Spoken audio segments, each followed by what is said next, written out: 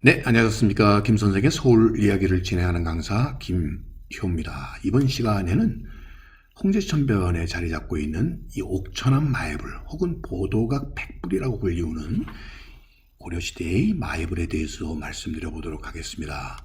자, 여러분들 마애불 하게 되면 우리에게 언뜻 떠오르는 것은 바로 우리가 학교에서 배웠었던 서산마애 삼존석불, 흔히 그 백제미소라고 대표되는 이 용현리 마애불이 아마 대표적인 예가 아닐까 싶습니다. 이 서산, 이 태안 지역은 흔히 내포 평야라고 해서 산도 그다지 높지 않은 이 지역은 태안 지역에서부터 중국을 거쳐서 들어오는 이런 불교 문화가 우리나라에 가장 먼저 전파가 되어가지고 이곳에 곳곳에 이러한 마애불들이 만들어지는 불교 문화의 하나의 특색들을 보이면서 이것이 신라로까지 이어져서 지금 경주 남산에 있는 칠보람 석불군까지 이렇게 이어져 갔다고 볼 수가 있겠습니다. 그러면서 전국적으로 이렇게 확대돼서 우리 나라에는 이 많은 바위들마다 마을 입구나 길목 곳곳에 하나의 민중 신앙의 하나의 형태로서 불교 문화가 대중화되는 데 가장 큰 역할을 했었던 것이 바로 이러한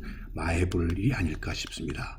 특히 이런 마애불들이 점차 이 고려시대를 가까우면서 이렇게 규모가 커지게 되어서 부여 대조사 마애불 같은 경우는 이 10m에 달하는 이렇게 큰 불상들이 만들어지게 되고 이것이 여러분들이 잘 아시는 논산 관촉사 미륵불로 이어지게 되었다라고 보시면 되겠습니다. 거의 18m에 달하는 이런 조금 비례감은 떨어질지 모르지만 당시에 이러한 지방 호족 세력들이 특시하고 있었던 그런 시대적 분위기에 잘 맞는 이런 마애불들이 만들어지게 되었고 이런 것들은 우리가 살고 있는 이 서울 주변에서도 이런 고려시대의 대표적인 마애불들을 우리가 지금도 확인해 볼 수가 있다라고 보시면 되겠습니다.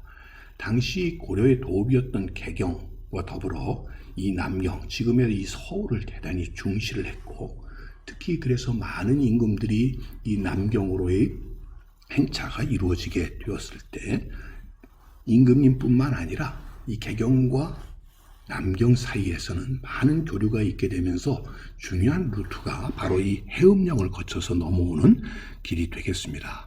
이런 해음령 길과 더불어 이 지역이 산악지역이라 평야지역으로 되돌아오는 이런 우회로가 바로 이 양주를 거쳐서 들어오는 루트가 되겠습니다. 그러다 보니까 그 길목에 해당되는 것이 바로 이 영서역을 거쳐서 들어오는 지금의 홍제동 지역의 홍제천을 거쳐서 들어오는 루트가 발달을 하게 됐고요. 또 하나는 노원역과 남경역, 지금의 안암동 또 신설동 지역을 거쳐서 들어오는 이렇게 두 개의 루트가 있었다라고 보시면 되겠습니다. 그래서 현재 남경에 도읍이 있었던 지역으로 추정되고 있는 것이 경복궁 내 지역이 되겠고요.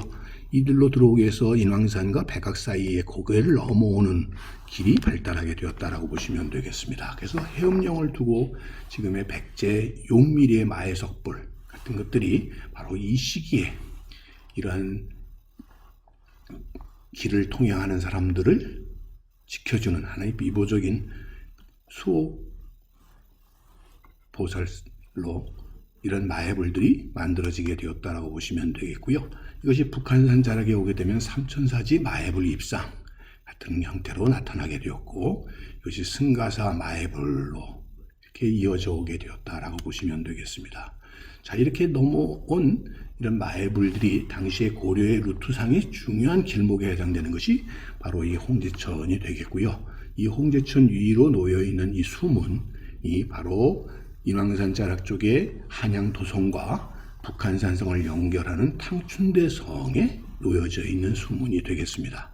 를 거쳐서 세검정을 거쳐서 바로 당시 고려의 중요한 루트길이 되는 백사실 계곡길을 따라서 남경으로 드나드는 이런 길목 아래에 곳곳에 당시의 중요한 사찰 혹은 또 숙소의 기능을 담당하게 되면서 그 흔적으로 남게 된 것이 바로 이런 마애불들이다라고 보시면 되겠습니다. 그 중에 대표적인 예가 바로 이 홍제천변에 자리 잡고 있는 보도각 백불이 되겠습니다. 지금 보시다시피 홍제천 바로 옆에 위치하고 있다라는 것을 알 수가 있는데 특이한 것은 다른 마애불과는 다르게 이렇게 아주 아름답게 화장을 한 모습을 하고 있다는 점이죠. 특히나 이렇게 백불에 화장한 모습은 일반 사찰이 아니라 왕실이 특히 관심을 두고 있었던 이런 경우들이 많았고, 특히나 이것이 남경 가까이 위치하고 있다 보니까 또 일제강점기에 근대 시기에 들어서게 되면 특히 외국인의 눈에도 굉장히 특이하게 보이는 이런 불상이다 보니까, 마애불이다 보니까 특히나 이 보도각 백불과 관련되어서는 많은 사진 자료가 지금까지 남아 있는 것을 확인해 볼 수가 있습니다. 자, 하나씩 이야기를 해보면 바로 홍제천 변에 위치하고 있다라는 것을 이 사진에서도 확인해 볼 수가 있겠습니다. 당시에 여기는 경성에 있는 북한산 자락에 바로 있는 석불이다, 이런 표시를 해주고 있는데, 정확하게는 탕춘대성을 끼고 있는 바로 석불이 되겠습니다. 자, 여기에도 영어로 화이트 부다라고 적혀 있는데, 이것을 통해서도 당시에 이 사람들에게는 이 색깔을 보고 백불이다 라고 하는 별칭으로 많이 불려졌다는 것을 알 수가 있겠습니다. 자, 스님이 이렇게 연부를 하시고 그 옆에 마을 사람들이 지켜보고 있는 모습을 통해서도 이것은 일반 대중들에게도 크게 어필을 했었던 신앙의 대상이 되게 되었던 것이 당시에 이 보도각 백불이 아니었나 싶습니다. 자, 홍제천으로는 인력거꾼이 이렇게 지나갈 당시에 백불의 모습을 우리가 확인해 볼 수가 있겠습니다. 자, 1925년도에 나라에 왔었던 영국 작가였던 엘리자베스 키스에 의해서도 이런 작품들이 남을 수 있었던 것은 그만큼 외국인들의 눈에도 상당히 이국적인 모습으로 다가왔었다라는 예가 되겠습니다. 1960년대 가까이 있는 세검정 초등학교, 당시 국민학교의 졸업기념 앨범에도 이런 사진들이 남아있을 정도로 대단히 대중들에게도 가까이 접근할 수 있었던 대표적인 예가 아닌가 싶습니다. 자, 이렇게 가까이서 보게 되면 하얗게 분칠을 한 모습을 볼 수가 있겠고요. 지금도 이거에 대한 신앙이 열기는 지금도 이어져 온다라고 볼 수가 있겠습니다. 이처럼 조개 껍데기 등으로 하얀 안료로 불상 전체를 하얗게 칠을 하고, 붉은 계통으로는 또 보관이라든지 입술 등을 칠하고, 눈썹 또 눈을 그려넣는 이런 일들이 어떤 때는 또 금으로 칠하는 경우도 있어서 주기적으로 색을 바꾸고 칠했다는 것을 알 수가 있겠고요. 이 같은 시기에 아주 비슷하게 조형이 된 것이 바로 지금 안암동 쪽의 보타사 마애불과 비교해 볼 수 있어서 마치 쌍둥이처럼 닮았다, 이렇게들 얘기하고 있습니다.